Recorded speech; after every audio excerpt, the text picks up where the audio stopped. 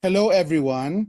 For our last lecture in obstetrics, I will be talking about primary care population-based maternal health services. These are my references for this lecture. Now, this is a very good book that explains universal health care very well. It was written by the Undersecretaries of Health, no? Including DOH USEC Mario Villaverde and DOH USEC Kenneth Ronquillo. I recommend that you get a copy of this. It can be downloaded from the DOH website. It's a very good reference for universal health care. I also use these two books, no? Volumes 1 and 2 of the Compendium of Universal Health Care, wherein they collated, no? They collected and grouped together different policies from the Department of Health as regards the implementation of the Universal Health Care Act. These are also excellent references so that we will understand fully what this law seeks to achieve.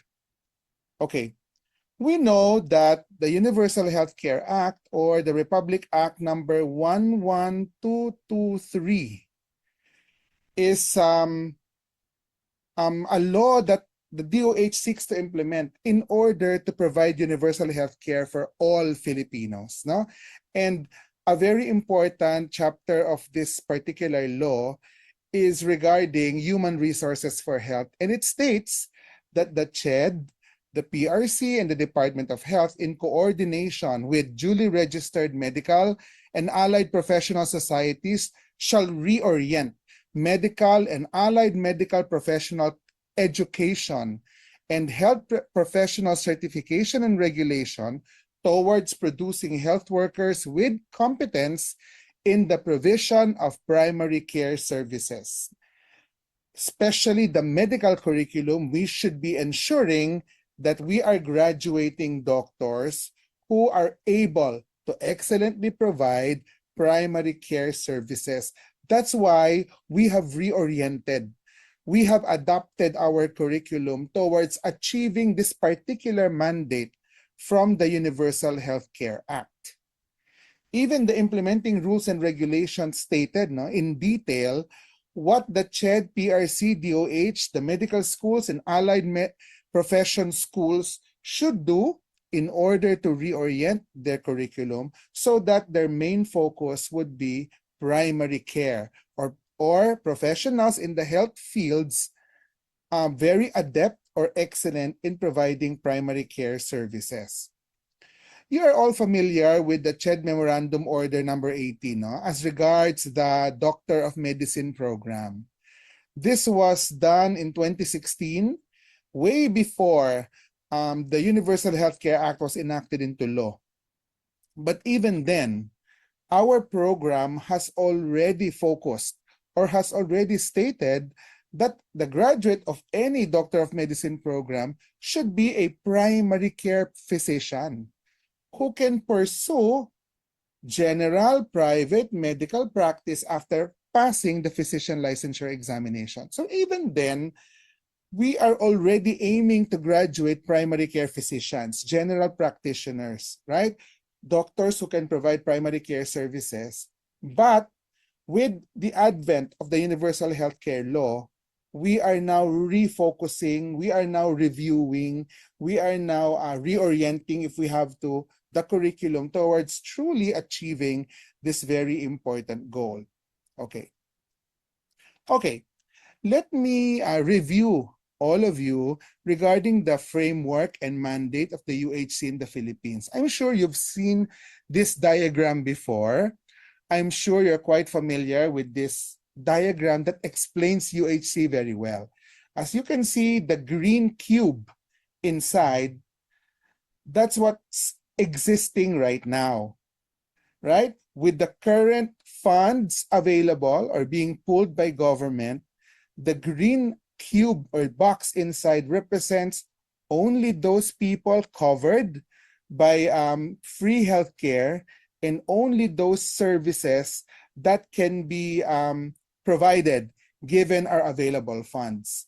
And UHC seeks to expand this box. look at those arrows, no, trying to expand the box, no? The arrows would like to extend the box so that it covers everyone in the country. Not only a select few, not only those who can pay the premium, but everyone in the country.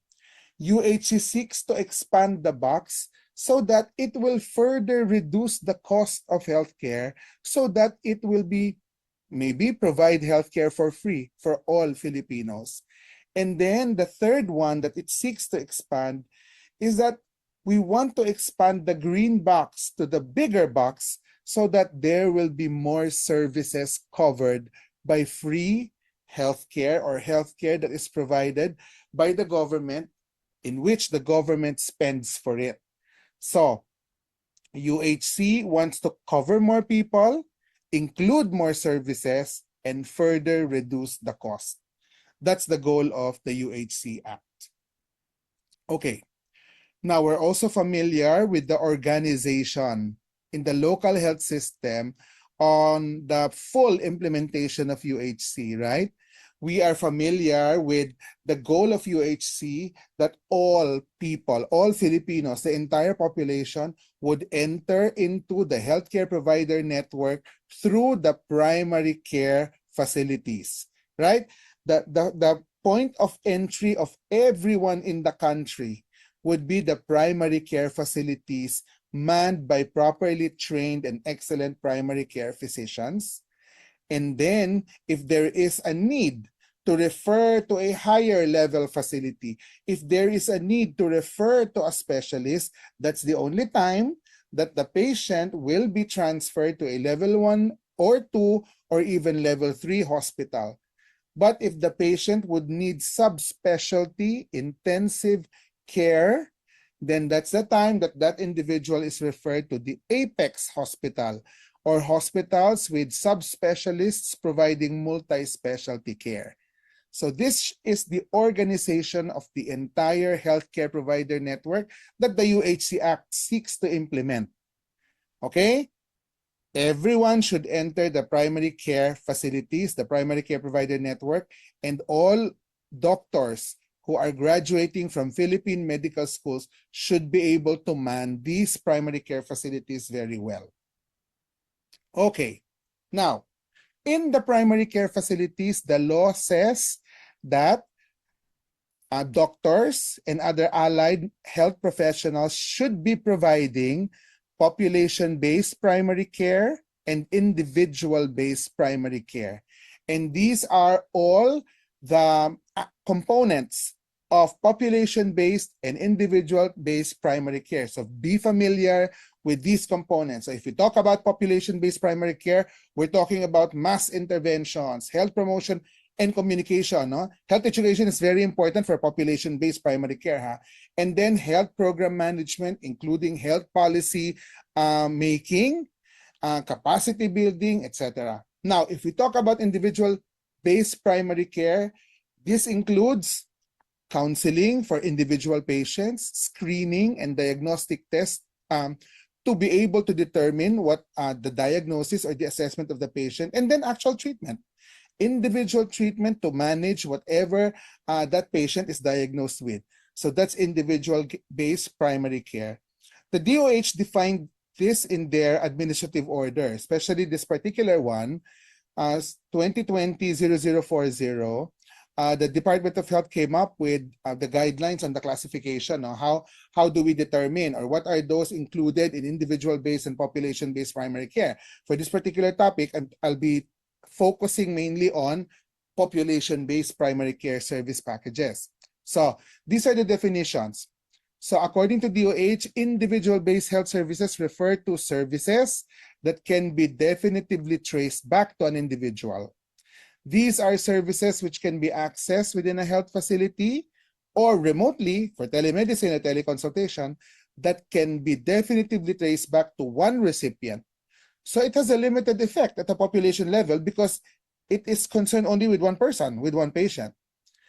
And it does not alter the underlying cause of illness in the population, such as ambulatory and inpatient care, medicine, laboratory tests, procedures, among others. These are the services provided uh, on an individual basis. Now, what are population-based health services?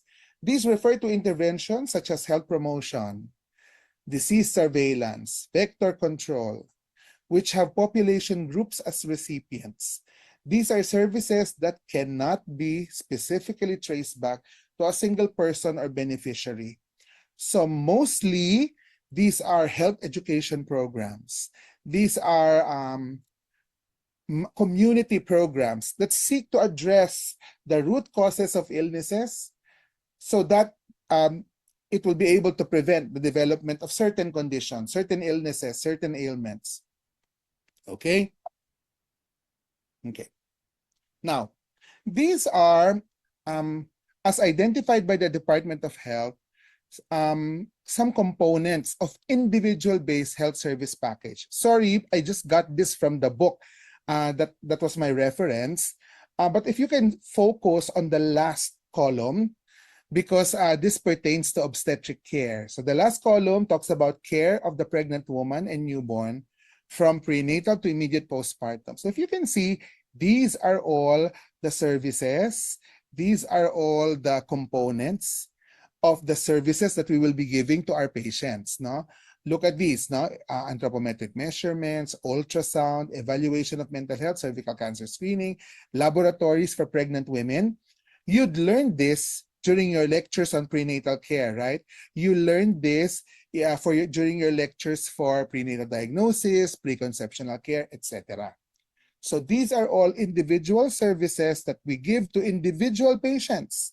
Now, whether in the outpatient clinic or in the primary care facility, in the local health center, or in the primary clinic of a tertiary center.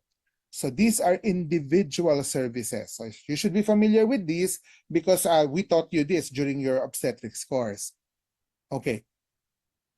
Again, these are all individual-based health services that should be provided in a primary care facility.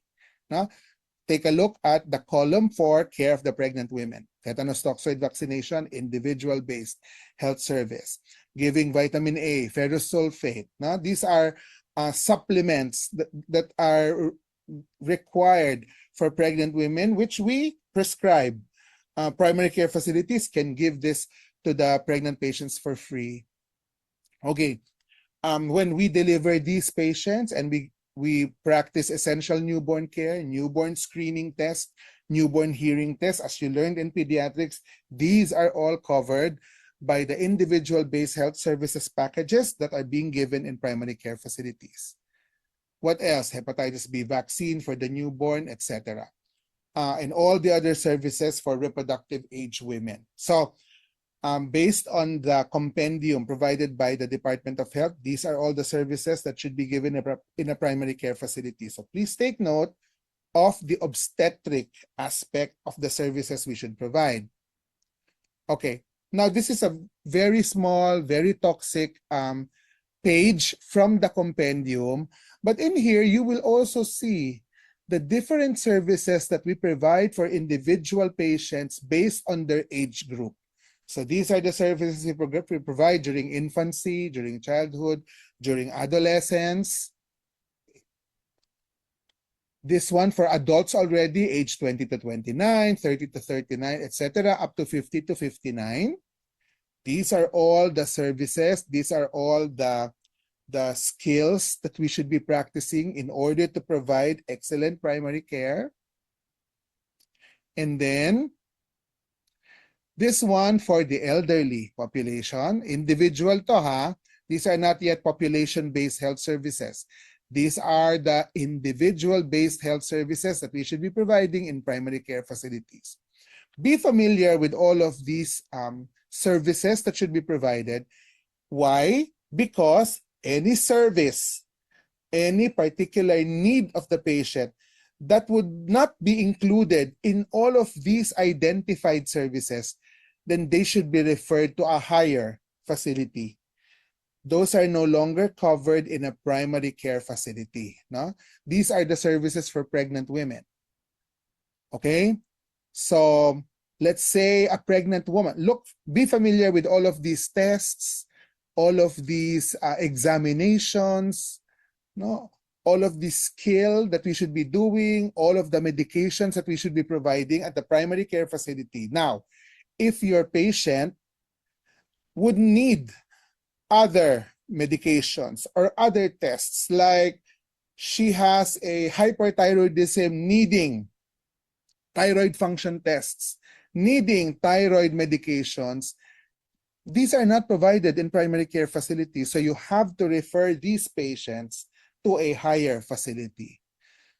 The reason why we have to be familiar with the services we can give in the primary care facility is because we want to be able to know when to refer these patients, no?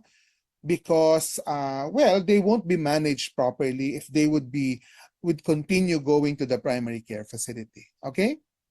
Okay, so be familiar with all of these tests, medications, management, treatment options available in primary care facilities. Okay. Now we go to population-based primary care obstetrics or OBGYN.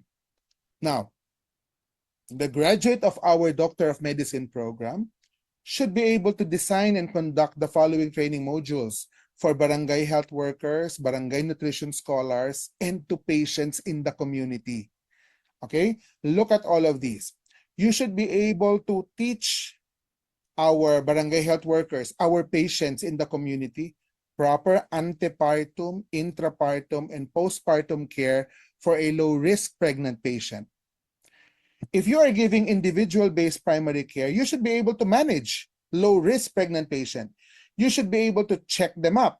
You should be able to assist them in their delivery. You should be able to provide postpartum care, individual yon, individual-based primary care. But for population-based primary care, you should be able to teach this also. You should be able to teach this to other health workers. You should be able to teach this also to women and patients in the community. Not only that, you should be able to come up with health policies that would be implementing all of these obstetric care at the primary care level. What else? You should be able to identify high-risk pregnant patients. But when you do a population-based primary care program, you should be able to teach others. You should be able to promote to the community what they should look out for. What should they be, when should they be consulting their primary care physician for a possible referral to a higher facility? You should be able to promote, create modules, and teach the community about breastfeeding, about family planning, and responsible parenthood. These are all competencies of a primary care physician. These are all competencies of the graduate of the Doctor of Medicine program, not just for OBGYN specialists like myself. Okay, all of us doctors should be able to teach this. So what should you be teaching? What should you be teaching to other health professionals in the community? Health promotion, health communication, health program management, mass interventions, right? As we discussed a while ago. Okay, you should be teaching them the recommended weight gain during pregnancy, which is very important, right? Because women with inadequate weight gain during pregnancy, they are prone to have low birth weight babies, babies with multiple comorbidities. Sometimes early neonatal death, not just by poor weight gain or other comorbidities developing in the mother because of poor weight gain. So you should be able to teach this to the community. You should be able to promote health education and teach our women, our pregnant women, proper weight gain during pregnancy. What else? You should be able to teach our patients. You should be able to teach the community about proper nutrition during pregnancy. You should tell them that, you know, when you're pregnant, you should only add 300 calories to your usual diet. You should not double the number of calories, which is what they always think, right? Pregnant women would always say, I must eat for 2 people, so I'm doubling the portions of what I'm eating. That's not true. You only have to add 300 calories. At 300 additional calories when you're pregnant, and you should be able to teach them to create a proper eating plan for pregnant women. You should be able to teach them the Pinggang Pinoy as promoted by the Food and Nutrition Research Institute, Pinggang Pinoy for pregnant and lactating women, right? Primary care physicians should be able to guide our pregnant women on proper nutrition so that they will have proper weight gain, so that they will be able to prepare their bodies for the eventual delivery, especially when it comes to iron supplementation. This is a table from the Food and Nutrition Research Institute. Take note of the iron requirement for women at certain ages. Based on this table, if the number is in parentheses, you should supplement that. Women cannot get that amount from their usual diet. So beginning at 13 years old up to 49 years old, women, whether they're pregnant or not, should be taking iron supplements.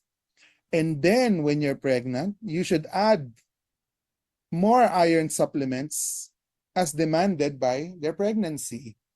So this is something that we should be teaching the community. We should be teaching our fellow healthcare professionals to supplement iron properly to prevent iron deficiency anemia, which is very prevalent in the Philippines. So this is population-based primary care, teaching people, groups of people, on how to prevent a particular illness, in this case, iron deficiency anemia. Okay. You should be able to teach the community, women, fellow health professionals on the importance of antenatal care or prenatal checkup. You should be able to teach them that proper antenatal care is important in order to diagnose the development of pregnancy-related complications early, in order to monitor the growth of the fetus, in order to monitor the well-being and health of the mother, right? It has already been proven by many studies that proper and regular prenatal care will prevent pregnancy-related complications. No? Because we are able to diagnose early, we are able to institute treatment early. That is something that we should teach the community, the women, the pregnant women in the community, because many women would still avoid or would still opt not to go to the hospital or go to primary care facilities for their prenatal checkup, even if the checkups are free. So it's something that we should emphasize, and we need the help of everyone, especially the primary care physicians providing population-based primary care. Teach them that the recommendation now is there must be a minimum of 8 contacts, 8 checkups to reduce perinatal mortality and improve women's experience of care. Emphasize nyo yan. You learned this during your lecture on prenatal care, right? Okay. What else should we be teaching pregnant women in the community as part of our population-based primary care? Teach them the 10 danger signs. You know the 10 danger signs, di ba? Severe persistent headache, abdominal pain, fever and chills, persistent vomiting, blurring of vision, dysuria, vaginal bleeding, vaginal discharge, no? Decreased fetal movement, edema of the face and fingers. Whenever I provide individual-based primary care to my particular patient, I ask her to write this down. I dictate to her the 10 danger signs because I memorize it after many years of practice. So you should memorize it too. I dictate to her the 10 danger signs and would tell her that you should watch out for all of these signs, no? In between your consultations, in between your checkups, and then report to me immediately if you feel any of these 10 danger signs. That this is something that we can teach to the community. When we conduct mothers classes, when we conduct training modules for midwives, for barangay health workers, barangay nutrition scholars, this is something that we should be teaching them. Because this is something that every pregnant woman should know. Every pregnant woman should know, right? So that we can also diagnose the development of complications early and do something about it, not to prevent the catastrophic effects. Okay, so teach this in the community. When you have your community rotation, preventive medicine and community medicine rotation, teach this in the community. Okay, what else? We should be able to teach the community, teach the population on what would make their pregnancy high risk. And all of these enumerated here in this particular slide would make a pregnancy high risk, meaning pregnant women with any of these conditions should not be managed at the primary care facility and should be referred right away to a higher level facility. Okay? But sadly, there are many pregnant women. They go to the primary care facility, continuing with their prenatal care, even if they're high risk. And then the primary care facility would fail to diagnose that they are high risk. The woman doesn't know she's high risk, so she develops complications and managed late because she was referred to the higher facility very late already. That's an injustice. No, sayang. We could have managed earlier and she could have had a better pregnancy outcome. Teach this, please. Memorize this, teach this, identify high-risk pregnancies right away, and refer right away.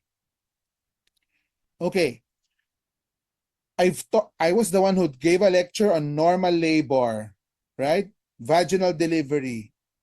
Teach this to people, no? On when they should be admitted. That they may have companion when they're in labor, that they can walk, they can go in labor in an upright position, etc. Teach this to the women in the community so that they'll know what to expect when they are already in labor. Now, these are the recommendations for the second stage of labor.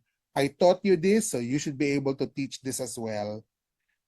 Teach the community regarding our protocols during delivery of the baby, like the active management of the third stage of labor or the essential newborn care. This is something that we have to tell them because this can be shocking for some people. Imagine after bearing down and delivering your baby, you will have to take care of your baby here on your chest. You won't have time to rest. So this is something that we should teach the patient so that they'll know what to expect when they deliver their babies.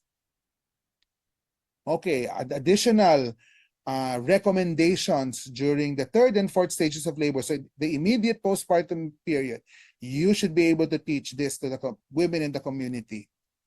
Okay, another example of a population-based primary care, you should be able to search medical literature for relevant studies on diagnostics or therapy in obstetrics. You should be able to perform critical appraisal of medical articles. This is included in the Universal Healthcare Act, now population-based primary care.